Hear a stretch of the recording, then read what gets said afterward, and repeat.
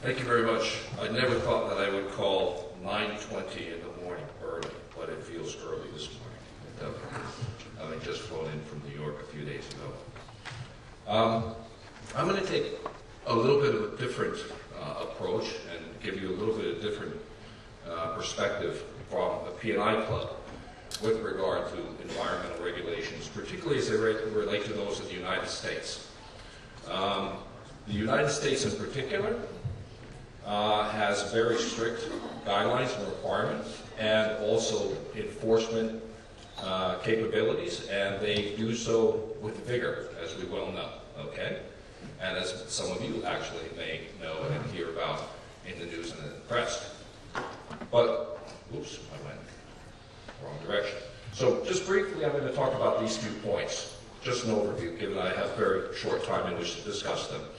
Really talk about the realities of marine pollution, which we know quite a bit about, okay, as they relate to the general perspectives of what pollutes in the U.S., as well as where they point their attention in the U.S. on the shipowning community.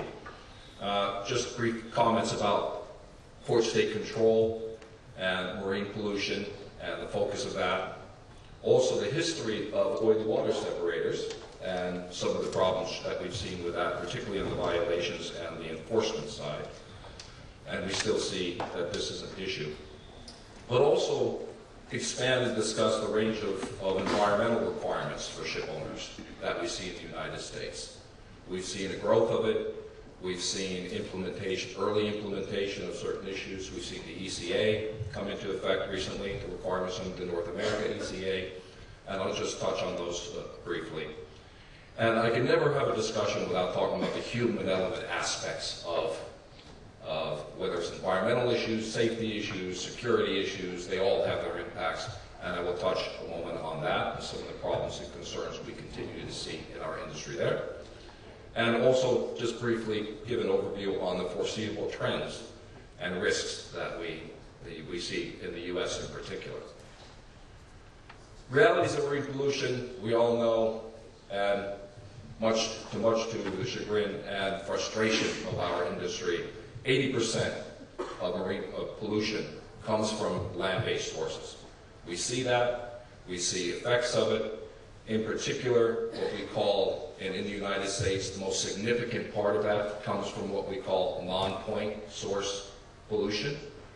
They come from fertilizers, they come from herbicides, pesticides, primarily from runoff, farming runoff, septic tank systems, and so on, as you see that I've listed here.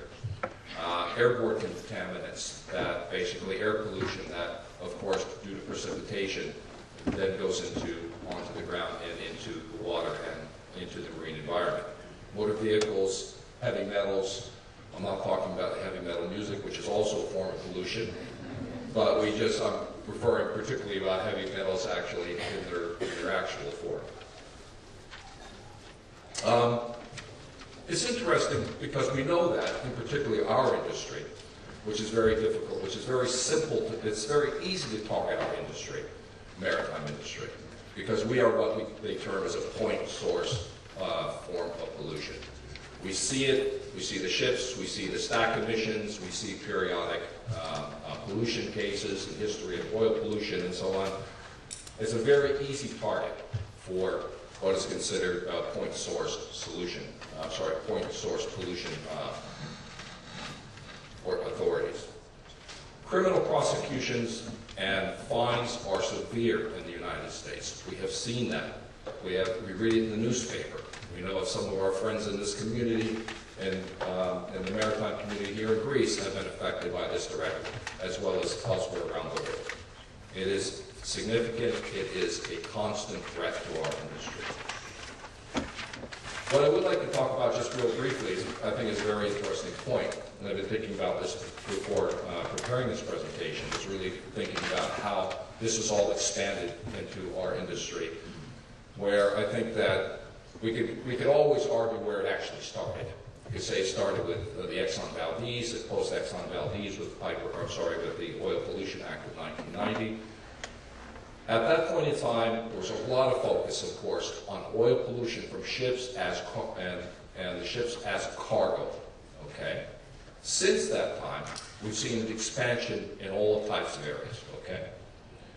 Oil pollution from villages, of course, as it relates to oily water separators and the like, and magic pipes that we've heard them called, that has been an issue. Bunker fuel, okay, now with the new bunker convention and the focus on bunker due to the size of ships and the size of, and the volumes of bunker fuel, that heavy fuel oil, that can be more dangerous than a crude oil spill of a much larger size, depending upon where it actually occurs. We've seen that. We've also seen the expansion and interest in the other parts of the MARPOL Convention, looking at garbage, sewage, noxious substances, of course, invasive species with the ballast water, as we've just heard from Mr. Fidelis from ABS, brief summary of where we're going forward with that. Air pollution, NOx and SOx emissions. I put CO2 there, not a lot of energy put into requirements for ship owners for that at this point in time, but NOx and SOx have become quite an issue, and particularly SOx, as we've seen particularly with the amendments for and most recently, at least in the U.S., as it relates to North America ECA. And what I'd like to call at the very end here, what we call holistic set of pollution sources, which I'll talk just briefly, mention the vessel general permit, U.S. EPA requirements, but basically everything on board ship, of any type of source that would be considered a potential pollution source. So it has expanded dramatically over the years. We are in the process of evaluating and trying to keep members, our ship owners, informed of how stringent the requirements will be enforced as they are expanded. But it's very important for us to make sure that we're keeping ship owners aware of what is actually required within the U.S. Just briefly, just want to make a point. It's obvious, it's clear, probably didn't even put the slide in here. Clearly the U.S. Coast Guard takes environmental matters into serious consideration as they are doing their port state control inspections. And they monitor it quite frequently. My apology, I didn't see the 2014 report, but it's very clear, annual report from the U.S. Coast Guard and the port state control, that environmental matters in general terms feature at the top of their list, first, second, or third, and I'm sure the 2014 is probably first or second again, okay? And I think it will continue to do so as there are more environmental pressures in the U.S., environmental regulatory pressures in the U.S. The reason why I want to just mention briefly the oil water separator cases is that we have seen a number of them, particularly from a P&I perspective. We are not in a position where criminal violations, we can pay for criminal violations, although we've been presented with certain cases and looking at certain elements of these cases for reimbursement to members on a case-by-case basis. But the reason why I want to bring this up is that it continues to happen in our industry, okay? We see, when I was looking at most recent cases, I pulled up these cases that you see here in the middle with the Columbia Ship Management, Pacific International, Hachiyuma. These are happening still, even now, 2013, 2014, despite the fact that the first of these cases we've seen in 1994, and they are still occurring. There's still pressures on ship owners and crews. There's still a cultural issue within our industry, okay, for better or for worse. There's still a cultural issue with regard to seafarers as they violate and are looking for a payout, depending upon their backgrounds. And we know we've seen certain cases where ship owners have done everything that they can.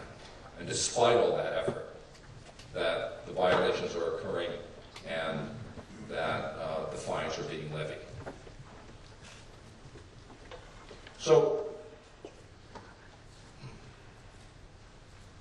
with the very recently, particularly from our perspective, and a lot of feedback that we've received from ship owners who come to the U.S. regularly, as well as ship owners who actually come to the U.S. infrequently, are always asking us Can you give us a general overview of what the requirements are for ship owners for compliance with regulations in the U.S.? We do have an issue with regard, we are the United States. The United States was founded, unfortunately, in certain ways on states' rights. So despite the fact that in the U.S. they try to come up with one single solution, individual states can do what they wish. And we have seen, and as mentioned also by Mr. Fidelis earlier, about the what's going on in California, my home state, not my home state New York, but my home state, continual additional requirements. We see that in other states from time to time, depending upon what occurs. But what we've focused attention on, particularly as it relates to environmental matters, we produced recently a Welcome to the United States, which we update periodically for our membership. But we most recently focused on these particular subjects. Of course, all the annexes of MARPOL, 1 through 6. Vessel General Permit. I don't know how many of you may have had an experience with that. That has become a big issue for us, okay? And we see enforcement extending upon that particular concern with regard to 26 various sources of pollution which need to be monitored, which need to be documented, and continual efforts put at ensuring compliance, as well as these other matters which are noted here, which I'm sure I can go into more detail, but I've just been told now I have about 30 seconds which to speak. Just briefly, we talk about this all the time: management oversight, culture, crew competency, crew selection, training. Particularly from our perspective, we're now spending a lot of time and energy and focus on the concept of training as it relates to environmental compliance, particularly for ship owners. We do a lot of that in our efforts these days. And it's important for us from the P&I Club perspective that the types of claims that we see, the trends that we hear, we are basically recipients of a lot of information and can do that. I'm giving my time. I will just close with this slide. I will not say anything about it. I'm sure I don't need to say anything about it. They're all the matters that we see going forth. My apology. That's